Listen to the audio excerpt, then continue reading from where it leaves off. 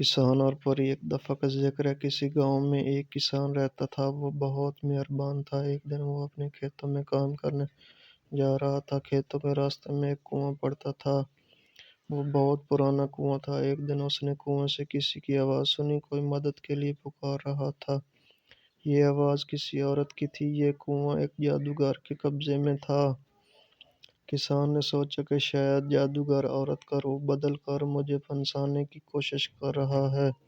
जब ये आवाज मुसलसल 3 दिन तक आती रही तो किसान ने एक दिन कुएं में झांक कर देखा, तो ये एक खूबसूरत परी थी जो जंजीरों में जकड़ी हुई थी। इस परी ने किसान से कहा कि तुम मेरी मदद करो, और जब तक मैं इन जंजीरों में जकड़ी रहूंगी तब तक मेरा कोई जादू नहीं चल सकता। किसान उसी वक्त घर से रस्सी ले आया और परी को कुएं से निकाला।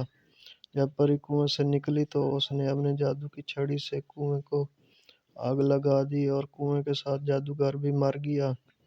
परी ने किसान का शुक्रिया अदा किया और कहा कि जब कभी मेरी मदद की जरूरत पड़े तो मुझे बुला लेना। परी ने किसान को एक अंगूठी दी और कहा, जब तुम मुझे बुलाना चाहो तो ये अंगूठी अपने हाथ में पहन लेना, मैं फौरन वहां आ जाऊंगी। इसके बाद परी वहां से चली गई और किसान अपने घर चला गया। एक दिन किसान के खेतों में एक खौफनाक भेड़िया आ गया।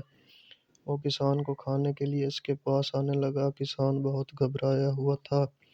अचानक उसे परी की बात याद आ गई। उसने वही अंगूठी निकाली और अब उसे अपने हाथ में पहन लिया। परी वहां आ गई, अपनी जादू की छड़ी से इस भेड़िए को मार दिया। इस तरह किसान की जान बच गई।